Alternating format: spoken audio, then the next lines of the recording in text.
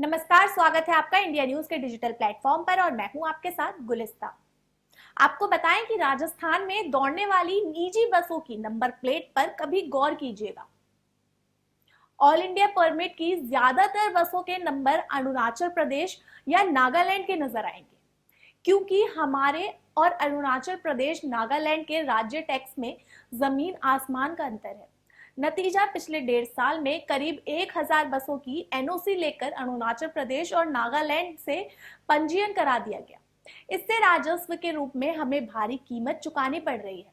हर साल करीब 34 करोड़ का नुकसान हो रहा है, यानी पिछले 4 साल में करीब 136 करोड़ से ज्यादा का राजस्व नुकसान हो चुका है।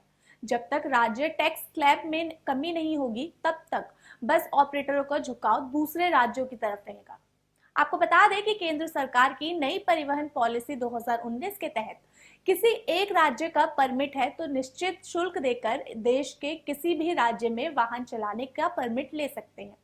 अब उसे हर राज्य का अलग से परमिट लेने की जरूरत नहीं है और जिस राज्य में ऑल इंडिया परमिट की बसें रजिस्टर्ड है वहीं का टैक्स चुकाना होगा।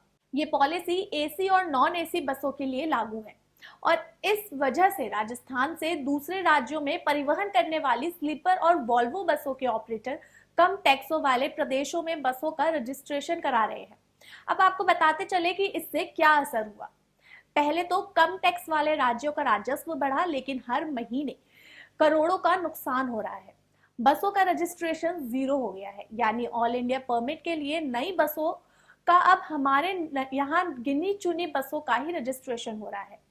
पुरानी बसों की एनओसी धड़ल्ले से ली जा रही है। इन बसों का भी अरुणाचल नागालैंड से रजिस्ट्रेशन कराया जा रहा है।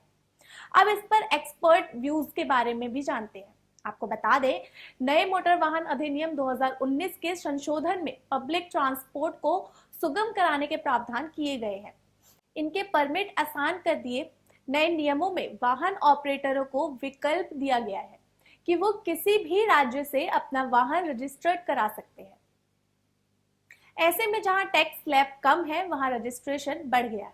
इसका फायदा बस ऑपरेटरों को मिल रहा है। राज्य सरकार को भी ऑल इंडिया परमिट के वाहनों के लिए अपने टैक्स पॉलिसी में संशोधन करना चाहिए ताकि यहां राजस्व का नुकसान ना हो। नई परिवहन पॉलिसी लागू होने के बाद ऑल इंडिया परमिट के लिए बसों का रजिस्ट्रेशन हमारे यहाँ नील हो गया। अब ज्यादातर बसों का रजिस्ट्रेशन दूसरे राज्यों से हो रहा है। फिलहाल के लिए इतना ही और भी अपडेट्स के लिए जुड़े रहे इंडिया न्यूज के डिजिटल प्लेटफॉर्म के साथ। धन्यवाद।